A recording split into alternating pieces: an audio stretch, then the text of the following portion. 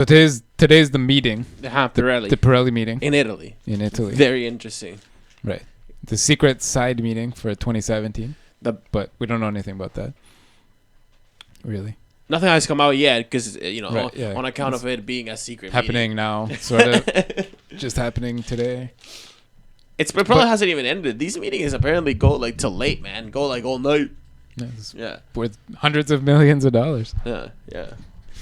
Order some nice pizza, What like some Italian pizza? What is go for some nice Milanese aperitivo. Should be nice. Should be nice for them.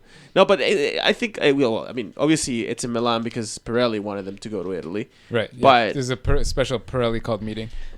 But Bernie called everybody else so they could have an extra meeting before the real strategy group meeting next month, February 23rd. Because March 1st is the signed deadline for 2017 rules to be finalized. That's when they need to be like right, unless fast. Well, finalized without unanimous consent.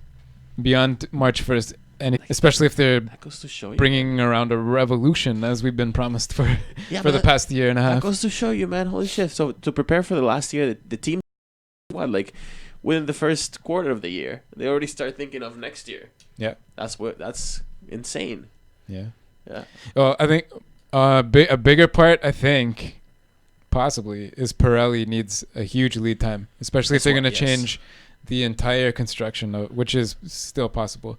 Two days ago, ahead of this meeting, Bernie came out and said that he believes, in quotes, 1,000,000% that Formula One should go back to and be about maximum attack racing, which is not what he said in 2010 when he signed Pirelli to bring in these cliff tires. Right. But he said 2 days ago, Formula One needs to be maximum attack, 1,000,000%. So maybe that's the way we're going now for 2017. But how is that even going to come to play? I mean, see, the thing is that completely new tires. But basically, call Michelin back. Hey, remember we said you guys we didn't want you to build tires for us? Change their minds. No, but okay, listen. This is obviously in the back of that one meeting that happened before Christmas, where the teams were like, oh, we're gonna have to come up with these crazy new aero, and it's not gonna be ground effect. It's just gonna be like they're gonna be bigger wings and more flexibility on the wings. It's just gonna be crazier with the aero that we know right now. Mm-hmm. This aero is they're just gonna amp up the craziness on it. And then Pirelli went and said, no, you can't, because if you go ahead and do that, we're just gonna have to make tires that are stronger, and because they're gonna be stronger tires. What they first said, gonna slow everything down, so it's gonna negate the effect that the higher or the higher downforce. What they first said is that the current tires could take it, but they'd have to be run 6, 7, 8 psi more, which the teams don't want. Yes, they said the tires could take it, the construction, and that 3 seconds is more realistic. The original 5-second max grip idea is gone. Because of that. Because it doesn't make sense. And 5 seconds faster, having the cars 5 seconds faster doesn't necessarily. It's not going to guarantee you anything. It's not going to guarantee you that the racing is going to be closer. That the cars are going to be more difficult. In fact, to drive. Every driver has been screaming against it since the idea was floated. Yeah, because every driver's against it because they know that's not the answer. Yeah, the aerodynamic wake, the disturbance zone, the dirty air. You can't drive close behind. So now hopefully cooler heads prevail or will prevail, and they do go back to more of a revolution as opposed to an evolution of the current rules. Right. Well, there's a secret revolution this year happening with Pirelli.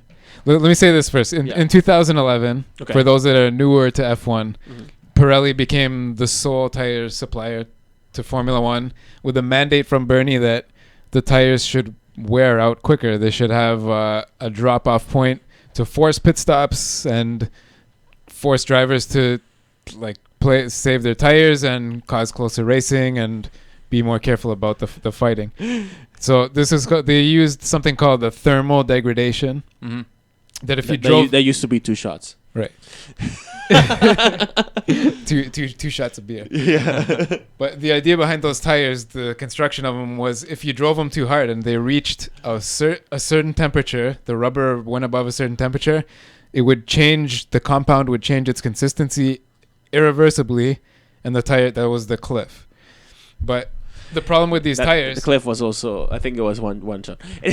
What I'm referring to is that back in the day when we were watching the races together, we'd 2011-12 was the drinking game of tires. Yeah, because every single race, man, they would just talk like, and you know, in the pre-show they would talk about tires. During the race, the tires was all the talking. Like, honestly, man, every 2 minutes you couldn't go more than 5 minutes without hearing, you know, tires, Don't thermal forget, degradation. This was before the new engines. Yeah, this is Pirelli. back when we still had the V8s. Yeah, they first brought this Pirelli. Yeah, Pirelli. Yeah, each one of those like would be like one drink. Some of the terms like thermal degradation, that would be like 2 drinks, and that was our drinking game. Cliff was definitely one of them in there, and I guess the Cliff is coming back in a totally different way though. So 2011-12 and 2011 and 12 they used this thermal degradation, but especially in 2012 and into 2013. There's a lot of accidents. The delaminations, that was Remember 3 when drinks. like the tires just unraveled? Unraveled. Yeah. The intro clip from Sky from 2 years ago was that clip of the tire carcass almost killing. It was a lot. Actually this year there was one scene. I think it was Rosberg tire. Like just the circular part that goes around, like the belt around it, kind of like came loose from everything else, and it like continued on its way. It was hilarious. Vettel at Spa, he was even this year was close to sort of death. He was 100 meters from going into the wall. So, but into 2011 and 12, the tires were coming apart a lot, and there were a bunch of punctures because of the construction. So, in the halfway through 2013, they switched the type of tires they were using. Went to a stronger tire. And then after 2014, they changed the construction of the back tires to make them stronger because these new motors have so much torque with the turbocharger and the electric power. Mm-hmm. So they've sort of evolved, but they moved away from that thermal degradation because they couldn't make them safe enough. Right. But this new concept is called the Undertread Layer. The Undertread Layer. Undertread Layer. Right. So you remember we talked about the Abu Dhabi test at the end of the final race of the year. That we thought that it was going to be the for the XWET. Right. Well, yeah. Well, that's the teams kind of thought that too. Oh, there was media. The media was banned from the test. this happened on I think the Tuesday and Wednesday after the final race. Okay. Yes. In December in Abu Dhabi. The teams weren't told until the day after the test that they were testing some new prototypes for 2015 that have this cliff built in. But the undertread layer is at 70% wear, 70% of the layer of the rubber. Right. Instead of the rubber changing consistency, it's just a different layer of a different type of rubber, a harder rubber. So the tire is strong, and it turns to shit at 70% after you burn off 70% of the rubber. Right? Yeah. So yeah, that's where we're at. So for this year, though, something that hasn't been talked about yet, really, I guess it's the broadcaster's responsibility. Mm-hmm. There's a new tie-up between FOM and Pirelli to put a ton of tire data on the screen for us, because teams now are going to have their full range of sets, 3 different types to choose from, the 10 tires. Yeah. And so there's going to be a new graphic system done by Pirelli that's going to show you what each driver's got in the garage, what they've used, where they're at on their wear levels, possibly maybe their temperature. That was actually one of the suggestions that actually, if I'm not mistaken, that actually came from those surveys that like they had earlier last year. This year they're bringing that in so they're hoping that this new cliff will bring some of the kind of action we had in 2011-12, because it was really crazy. Nobody knew what was going on. Like, cars were just pulling in at like all different kinds of strategies. 7 different race winners in the first 7 races that hadn't been seen. Whoa! There's more practice on the tires now, but there's a new compound. Yeah. That seems like it changes things fundamentally. Something else interesting. We talked maybe a month ago already. The teams had to choose. They were given the selections by Pirelli. They had to choose what tires they're bringing to the first 3 races. Right. And then to Russia as well afterwards. Now, right? But they weren't told about this cliff until after everybody's choices were in. If you didn't know that. Really? So the first 3 races at least are going to be completely in the air because the teams didn't know that the cliff was built into these tires. They assumed that they had a softer option, which isn't actually available at the first 3 races. Yeah. And they assumed that they were coming on the same tires as they had.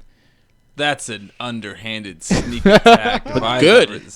Yeah, sort of, but like lying. Just fucking lies. It's gonna be fun to watch. Yeah, no, it's gonna be fun to watch. But if I were a competitor, I'd be very upset. It's definitely like throwing. It's a waste of, like, it's a waste of time. Throwing a bunch of calculations out the window. Yeah, it's like, well, fuck that.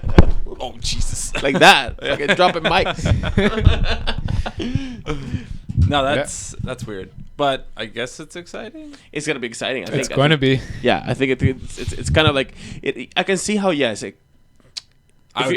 you're cynic, if you're cynic about it, you can say that it's almost like artificially added now, like like a strategy shuffle, right? Like sprinklers, which it kind of is, but it's not. Yeah, but it's not quite like sprinkles. This is actually gonna be very, very exciting to watch. Right. Like it's not gonna feel too artificial. I know that it's not, because if it's just bringing things back to how it was in 2012. The reason they stopped doing that was because they proved their tire construction was dangerous. Yeah. And drivers almost died. Like here's we don't have to bring it up, but picture of the delamination there. You can find a whole bunch. There were a lot actually of delaminations throughout the practice qualies and the races. But hopefully those won't be back. Even though there was one this year too, right? Right. They changed those back tires. Yeah. But then the pressure or whatever. I'm sure whatever. Pirelli's going to be able to handle it. Even those crashes could have gone a lot worse than they actually did go. I think we're still in the safe territory with this, and it would be nice to see to bring back the cliff. Let's bring it back. Bring it back. Yeah. But it might only be for this 1 year, because by March 1st today, Bernie's going to be pushing this max attack. March 1st is not today. No, but the meeting today, Bernie is going to be pushing. Yeah. For March 1st. The meeting, the max attack though. Yes. Right. Okay. So for today, he'll be pushing the opposite of what he's promoting this year. Because he already lost one battle with the engines thing, and he hasn't given up on that though. No, he hasn't given up on that for sure. Listen, I think maximum attack is definitely what the fans want, but I'm sure that them in defining what maximum attack is, that's where they might. It sounds like a superhero move from a Japanese anime. If you go back on YouTube though, you don't have to watch a whole race, but we don't have to do it on the show either. But just the listeners, go look at 2006, 7, 8, somewhere around there, and just watch. Just Google Formula One battle or something, and watch how different they were then. Yes, it's like a different style of racing. They were pushing like as hard as they could, whereas now it's more of you see them fighting the grip and everything. Right. I think the last thing they need is to go back to get rid of the computers in the car. Those computers, too much data. The car is controlled. Taking our jobs. Yeah, the car is half remote controlled by 50 engineers in a control center like NASA has. Right. It's crazy. Yeah, I don't like it. No, it is one of those things that's not very popular. Faux show. It's not. Yeah. Anyways, I guess hopefully we'll have some answers, some real answers that aren't going to change again next week. Yeah, hopefully by this time next week, everything that came out of these meetings in Milan, we'll be able to know the outcome, and we will keep you guys posted with what we think about it. Let's talk about all the bullshit stories of the week now.